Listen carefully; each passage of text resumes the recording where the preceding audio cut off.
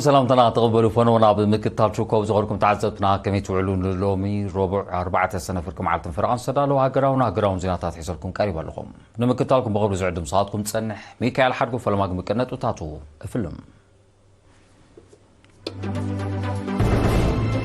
كوتريا بيت تمرتي بدرجة هاجر نايت شعت ميتاو تعبيت كم زمزقبل ميسر تمرت حفيظه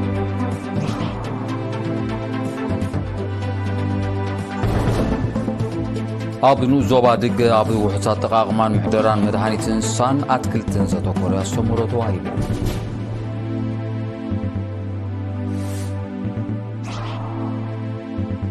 إيرشاوان محبر كومات أبو وطاي صنبل مبل ساسان 4 عامت ناصنت بيدو مقا قبابا بعيدهم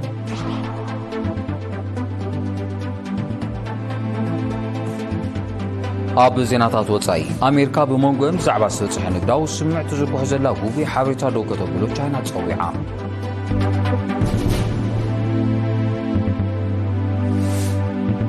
رواندا نيجيريا نفس فلالي عودتات زكان متحبار معماق زعل مسم معكم مراربة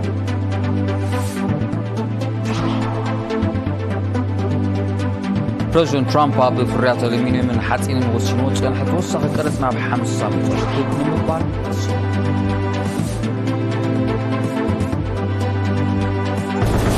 زرزر زينا قصرا بيت تمرتي كاب قدمه تمرتي كساب كلاي درجه بزحلفنا ناصنات عامتا ب900 تاوي تعبيتا مزغيبوم نزب درجه هاجر سمزغب عبي عوت بزملكت غازيطنيا سامويل هابتي ميكائيل نزدالو زيراو صبصاب فيلمون يمانا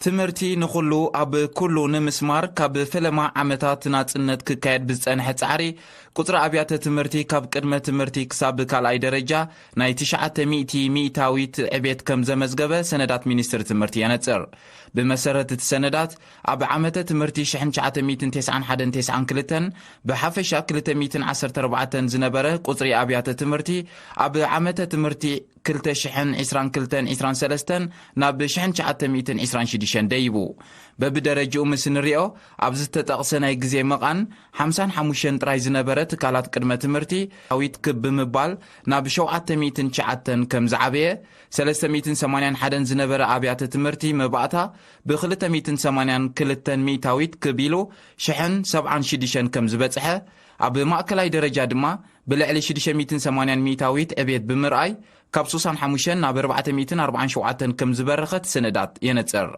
بزي كازي اب مجمرت عامتات ناصنت 25 طراي زنبره قصري ابيات تمرتي كالاي درجه ب 476 تاويت كب مبال 119 بصحلو قصري ممهران بزملكت اتسندات اب قدمه تمرتي كاب 201 ناب 1977 اب مبعتا كاب 3647 ناب 12110 اب ماكلاي درجه كاب 783 ناب 5507 اب كالاي درجه دما كاب 758 ناب 3472 كبيلو ناب كالزينا مسجر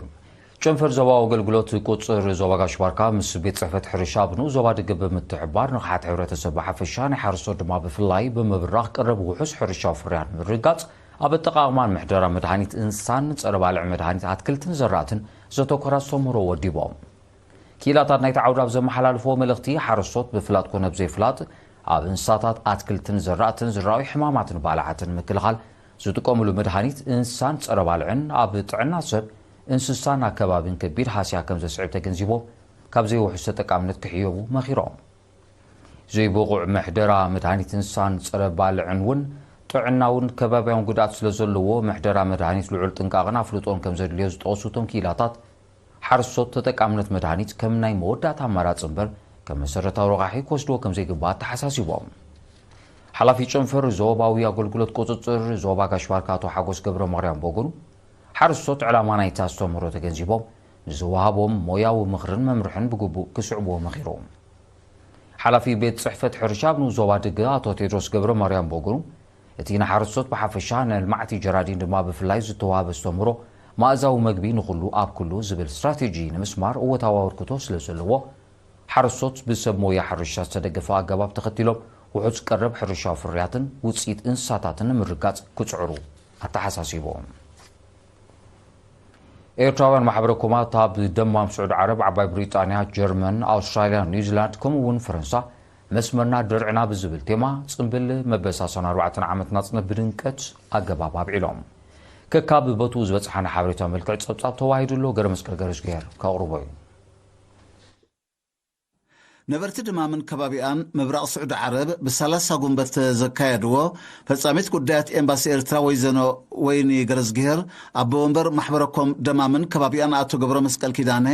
ኣደ መንበር ኣህማደ ደማምን ከባቢኣን ወይዘሮ ኣብርህት ምናሴ ከምኡን ብርክት ዝበሉ ዜጋታት ዝተሳተፍዎ መደብ ብባህላውን ስነ ጥበባውን መሰናዶታት ደሚቑ ነይሩ ወይዘሮ ወይኒ ኣብ ዘስምዑት ቃል ንረዚን ትርጉም ቴማ በዓል ናጽነት በመጥቃስ ሓያልን ውፍይን መሪሕነት ህዝብን ሰራዊትን ስለንውነን ወላ እኳ በብመድረኹ ዝቀላቀሉ ብድሆታት እንተለው ከም ኣብ ቃልስን ናጽነትን ምዕቃብ ልኡላውነትን ኣብ ምድባት ልምዓት እውን ከም ንዕወት ዘጠራጥር ከም ዘየለ ገሊጻ ኣቦ መንበር ማሕበረኩም ኣቶ ገብረ መስቀል ኪዳነ ብወገኑ ክቡር ዋጋ ከፊልና ዝጨበጥናይ ሃገር ብልምዓት ንምኹላዕ ዜጋታት ኣብ ዘለዎ ቦታን ሞያን ንቑሕ ኣበርክቶ ክገብሩ ኣዘኻኺሩ ኣብ ዓባይ ብሪጣንያ ከተማታት ለንደን በርሚንግሃም ማንቸስተር ግላስጎ ሊድስ ሼፊልድ ሊቨርፑል ሚድልስብሮ ሌስተር ኖቲንግሃም ኮቨንትሪ ኒውካስል ዊክፊልድ ብሪስቶል ሳውዝሃምፕተን ካርዲፍን ዳብሊንን ዝነብሩ ኤርትራውያን በብከተማኦም ኣብ ዝወደብዎ ዕዙዝ ስታፍየ ዜጋታት ኣብ ዝተረጋገጸሉ ጽምብላት ብስነ ስርዓት ምምልባል ባንዴራ ኤርትራ ማዕሪጉ ነይሩ ኣብ ለንደን ኣብ ዝተገብረ ልዕሊ 50 ወከልቲ ሃገራትን መንግስታትን ዲፕሎማስኛታትን መሓዙቲ ኤርትራን ከምኡውን ሰብ መዚ ሚኒስትር ጉዳያት ወጻኢ ዓባይ ብሪጣንያ ዝተሳተፍዎ በዓል ኣቦ ወንበር ሃገራዊ ሽማግለ ዓባይ ብሪጣንያ ኣቶ ኣሕመድ መሐመድ ማሕሙድን ፈጻሚ ጉዳያት ኤምባሲ ኤርትራ ኣቶ ሳልሕ ዓብደላን ኣብ ዘስምዕዎ ቃል ንመንግስትን ህዝብን ኤርትራን ሓይልታት ምክልኻልን ይውሃኖኦም ድሕሪ ምግላጽ ናይ ሎሚ ዓመት ጽምብል ሓቀኛ መርኣያ ፍቕሪ ኤርትራዊ ንባንዴርኡ ሃገሩን መንግስቱን ከም ዝኾነ ገሊጻ ኣብ ከተማታት ጀርመን ክካየድ ዝጸንሐ ጽምብላት ናጽነት ድማ ኣብ ዝሓለፈ መዓልታት ኣብ ሎራኽ ቫልድሹት ፋልዳ ብራክሹትራሰ ሙኒኽ ቢስባደን ብሬመን ሮዘንሃይም ኣውግስቡርግን ካውፍ ቦይረንን ብዝተኻየደ ድግሳት ተዛዚመው ጠቕላሊ ቆንስላ ፍራንክፈርት ኣቶ ክብሪ ኣብ ተኸስተ ሓላፊ ህዝባውን ከማውን ጉዳያታት ጣዕሚ ሃይለ ከምኡውን ሓላፊ ህዝባዊ ዲፕሎማሲ ኣቶ ተኽሉ ለባሲ ብኣካል ተረኺቦም ናይ ዮሃና መልእኽቲ ኣመሓላሊፎም እቲ ጽምብል ብያታውን ሃገራውን ጣዕሚ ዜማታት ማዕሪጉ ነይሩ እዚ ከምዚ እንከሎ ኣብ ኣውስትራልያ ከተማታት ሜልበርን ፐርዝ ሲድኒ ብሬዝበንን ኣደላይድን ኣብ ኒውዚላንድ ድማ ኣብ ከተማ ክራይስት ቸርች ኣብ ዝተወደበ በዓላት ተሳትፎ ዜጋታት ዕዙዝ ከም ዝነበረ ካብቲ ቦታ ዝበፅሓና ሓበሬታ ኣፍሊጡ ኣብ ሜልበርን ኣብ ዝተገብረ ጽምብል ኣቦ ወንበር ማሕበረኩም ኣቶ ኪዳነ ጉንበትን ጠቕላሊ ቆንስላቶ መሓሪ ተኸስተን ንመዓልቲ ናጽነት ስሊኣ ዝተኸፍለ ዋጋን እተሰክሞ ረዚን ሕድርን ዝምልከት መደረ ኣቕሪቦም ኣብታ ኣጋጣሚ ዝተረኽበት ወኪል ቤት ምኽሪ ቪክቶርያ ጂል ሞርጋን ህዝቢ ኤርትራ ንሃገሩ ዘለዎ ፍቕሪ ንምርኣይ ንኤርትራ ምኻድ ኣየድልን ክትብል ኣብ ኣውስትራልያ ዝነብሩ ዜጋታት ኣብ ንሕድሕዶም ንዘለዎም ጥምረት ከምኡውን ምስ ሃገሮምን ህዝቦምን ዘለዎም ምትእሳር ብኣድናቖት ገሊጻ ኤርትራውያን ነበርቲ ፈረንሳውን ከም መቐጸልታ ናይቲ ኣብ ዝሓለፈ መዓልትታት በብከተማኦም ከካይድዎ ዝቐነዩ ጽምብላት መበል 34 ዓመት ናጽነት ብ31 ጉንበት ኣብ ሊዮንን ሳናዘርን ኣብ ዝወደቦ ስነ ስርዓት ውዳቤታቶምን ሓድነቶም ብምድልዳል ሃገራዊ መደባት ንምዕዋት ዘለዎም ድልውነት ኣረጋጊጾም ክእለትና ፍልጠትናን ሞያና ንሓፋሽ ህዝብና ብዝብል ቴማ ብንኡስ ዞባታት ከረንን ገለብን ክካየድ ዝቐነየ ቅነ ውዳበታት መንስያ ተዛዚሙ እቲ ብ30 ጉንቦት ኣብ ከረን 31 ጉንቦት ድማ ኣብ ገለብ ዝተኻየደ መደብ ዓቕምታት መንስያት ዝፍትሽ ባህላዊ ትምህርታውን ክለባውን ንጥፈታት ዘጠቓለለ ነይሩ ሓላፊ ሃማምታ ኣብተን ንኡስ ዞባታት የወሬታ ሓለፍቲ ሃማምታ ኣብተን ንኡስ ዞባታት ኣብ ዘስምዑ ቃል ቅነ ውዳበታት መንስያት ኣካል ዓመታዊ ምህርባት ማሕበር ከም ዝኾነ ብምጥቃስ ኣብ ሙሉእ ዓመተ ትምህርቲ ናይ ዝተኻየደ ንጥፈታት ውፅኢት ዝንፀባረቐሉ መድረኽ ከም ዝኾነ ኣብሪሆም እዚ ከምዚ ኢሉ እንከሎ ኣብ ከተማ ከረን ልዕሊ ሓደ ወርሒ ስልጠናታት ማሕበራዊ ስነ ፍልጠት ከቐስሙ ዝፀንሑ ሓሳታት 400 ተምሃሮ ማእከላይን ካልኣይን ደረጃታት ኣብቲ ኣጋጣሚ ተመሪቖም ኣብ ንኡስ ዞባ ማይምነ ሞያዊ ዓቕሚ ደቂ ኣንስትዮ ክብ ንምባል 160 ደቂ ኣንስትዮ ስልጠና ምድላው ምግቢ ህፃናትን ስራሓት ካይላን ይወሃብ ኣሎ እቲ ካብ ወርሒ መያዝያ ጀሚሩ ን3 ዋርሕ ዝቕፅል ዘሎ ስልጠና ምንጪ ቁጠባዊ ኣታዊታት ደቂ ኣንስትዮ ንምውሓስ ከምኡውን ኣዴታት ሜላታት ምድላው ማእዛውን ዝተመጣጠነን ምግቢ ብምቕሳም ንደቀን ክምግባዝ ዓለመ ምዃኑ ወኪል ሃማደ ኣብቲ ንኡ ዞባ ወይዘሮ ሊያ ሃይለ ሓቢራ ኣሰልጠንቲ ብወገነን ደቂ ኣንስትዮ እቲ ንኡ ዞባ ኣብ ምስራሕ ካይላ ዘለዎን ልምድታት ብጥበባዊ መንገዲ ኣማዕቢለን ምንጪ ቁጠባታዊታትን ከዕብያ ዝሕግዘን ትምህርቲ እውን ይወስዳ ምህላውን ብምጥቃስ ቁርብነትን ድሌትን ሰልጠንቲ ኣብ ዕድማዕነት ናይቲ ስልጠና ድርኺት ፈጢሩ ከም ዘሎ ኣብርየን ተሳተፍቲ ብወገነን እቲ ስልጠና ኣብ ዝመርሖ ናብራ ለውጢ ዘምጽእ ምዃኑ ብምሕባር ንወደብቱ ኣመስጊነን زوركم تعزبت السعب زيناتات واتساي كون مكتالكم كتقصوا دايما بغبر عدم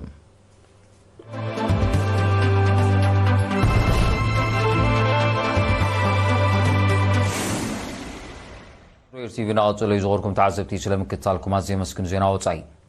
أمريكا بقربا وانا بمونغون بزعبا سبصح نقداو سمعت زركو زلا غوغي حبريتا دو كتبلو تشاينا تصويعام من قصي تشاينا نزل صاوعي زغربه بريزيدنت أمريكا دونالد ترامب تشاينا نتي بعصرتو كلتا جنبوت اب جنيفا ستبصح نقداو سمع كم زطحست ابز حلفه سوم دحر زقربو كسي افنيا منستر غدات وصاي تشاينا لينجيان تمالي 3 سنه اب زهبو غازيطاو مغلصي نتكس بمصاق تشاينا نتي سمع بحلافنتن بتاماننتن كتتغبرو كم صنح تارغاغيصو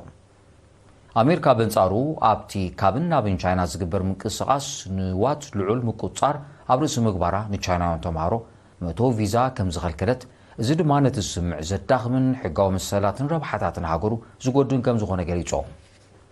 እቲ ኣፈኛ ወሲኹ ኣሜሪካ ጉጊ ተግባራታ ብምእራም ንዝተበፅሐ ስምዕ ንምዕቃብ ጭቡጥ ስጉምቲ ክትወስድ ኣተሓሳሲቦም ቻይናን ኣሜሪካን ኣብ ሞንጎን ዝተፈጥረ ንግዳዊ ዘይምቅዳው ዘተን ምዕራፍ ዝርብ ሰብ መዝከካይዳ መፅንሐን ከም ውፅኢቱ ድማ ኣብ ሓድሕደን ዝወሰኖ ወሰኺ ቀረፅ ከጉድላ ከም ትረዳድኣ ፀብፃባት ይሕብሩ ኣብ ሞንጎ ክልቲአን ብቁጠባ ዝበልፀጋ ሃገራት ተኸሲቱ ዘሎ ንግዳው ዘይምቅዳው ንኻልኦት ሃገራት በኣሉታ ይጸሉ ከም ዘሎ ፀብፃባት ይረዱ ሩዋንዳን ኣልጄርያን ኣብ ዝተፈላለዩ ዓውድታት ዝካየድ ምትሕብባር ንምዕማቕ ዝዓለመ ክልታዊ ስምዓት ተፈራሪመን ክልቲአን ሃገራት ነዚ ስምዕ ዝኸተማ ፕረዚደንት ሩዋንዳ ፖል ካጋሜ ናይ ክልተ መዓልታት ዑደት ናብ ኣልጄርያ ንምፍፃም ትማሊ 3 ሰነ ከተማ ኣልጀርስ ብምእታው ምስ ፕረዚደንት ዓብድልመጂድ ተቡን ኣብ ዘካይዶ ዝርከብ እዩ እቲ ስምዕ ንጽላታት ቴሌኮሙኒኬሽን ዲጂታላዊ መዞ መድሃኒት ሕርሻ መጓዓዝያ ኣየርን ድሕነትን ዝሽፍን እዩ ፕረዚደንት ፖል ካጋሜ ፕረዚደንት ዓብድልመጂድ ተቡንን ኣብ ዘውፅኦ ሓበራዊ መግለጺ ኣብ ኣፍሪቃ ዝኽሰቱ ግጭታት ብሰላማዊ መገዲ ንምፍታሕ ሓበራዊ ተወፋይነት ከም ዘለዎም ብምርጋጽ ኣብ ውሽጣዊ ጉዳያት ኣህጉር ንዝካየድ ናይ ወፃኢ ምትእትታው ነጺጎም እዚ ከምዚ ኢሉ እንከሎ እቶም መራሕቲ ኣብ ዞባውን ኣህጉራዊ ምዕባለታት ብሓፈሻ ኣብ ፀጥታዊ ኩነታት ዲሞክራስያዊ ሪፓብሊክ ኮንጎን ወሽመጥ ጋዛን ከም ተመያየጡ ተቃሊሑ ክልቲኦም መራሕቲ ኣብ ኩነታት ወሽመጥ ጋዛ ዘለዎም ዓሚቕ ስክፍታ ብምግላጽ እቲ ግጭት ብቁልጡፍ ደው ክብል ሰብኣዊ ረድኤት ብዘይ ዕንቅፋት ከኣቱን ፍልስጤም ከም ሃገር ኣፍልጦ ክወሃባን ፀዊዖም ናይ መወዳእታ ዜና ፕረዚደንት ኣሜሪካ ዶናልድ ትራምፕ ኣብ ልዕሊ እታዊ ፍርያት ኣሉሚንየምን ሓፂንን ወሲኑ ፀንሐ ተወሳኺ ቀረፅ ናብ 50% ትክብ ንምባል ወሲኖም እቲ ካብ ሎም 4 ሰነ ጀሚሩ ተግባራዊ ዝኸውን ስጉምቲ መጻኢ ኢንዱስትሪ ሓፂን ኣሜሪካ ንምውሓስ ዝዓለመ ምዃኑ ፕረዚደንት ትራምፕ ገሊጹ ይኹን እምበር ካብ ብሪጣንያ ናብ ኣሜሪካ ዝለኣኽ ሓፂንን ኣሉሚንየምን ክሳብ 9 ሓምለ 25% ኮይኑ ከም ዝቕፅል እዩ ዝሕበር ዘሎ ብዝሓድሽ ወሰኺ ቀረፅ ናብ ኣሜሪካ ፍርያት ሓፂንን ኣሉሚንየምን ብብዝሒ ክልእኻ ንፀንሓ ካናዳን ሜክሲኮን ዝሃስብ ምዃኑ ናይ ቀረባ ተዓዘብቲ ይእምቱ ክልቲአን ሃገራት ድሮ ነዚ ሓድሽ ስጉምቲ ተመጣጣኒ ምላሽ ክህባሉ ምዃነን ኣጠንቂቐን ኣለዋ ብመሰረት ፀብፃባት ንግዲ ካናዳ ብራዚል ሜክሲኮን ደቡብ ኮርያን ሰደድ ሓፂንን ኣሉሚንየምን ናብ ኣሜሪካ ካብ ዝገብራ ሃገራት እተን ብቐዳምነት ዝጥቀሳ እየን ዜናታት ምዛም ቀንዲ ነጥብታቱ ክደግመልኩም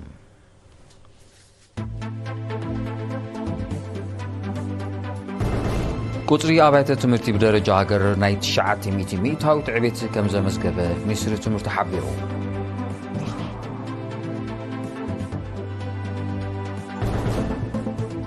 ኣብ ንኡ ዞባ ድገ ኣብ ውሕስ ኣጠቓቕማን ምሕደራን መድሃኒት እንስሳን ኣትክልትን ዘተኮራ ኣስተምህሮ ተዋሂቡ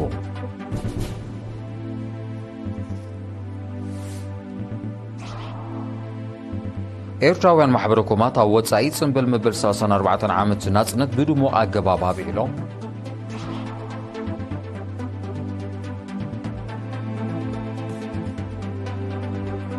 ኣብ ዜናታት ወጻኢ ኣሜሪካ ብመንጎን ብዛዕባ ዝበፅሐ ንግዳዊ ስምምዕ ትዝርግሑ ዘላ ጉጉይ ሓበሬታ ዶ ከተብሎ ቻይና ፀዊዓ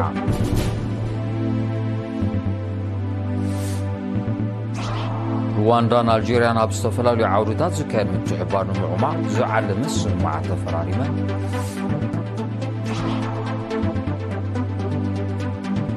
ፕሬዚደንት ትራምፕ ኣብ ፍርያት ኣሉሚንየምን ሓፂንን ወሲንዎ ዝፀንሐ ተወሳኺ ቀረፅ ናብ 50 ሜትር ርክብ ንምባል ወሲኑ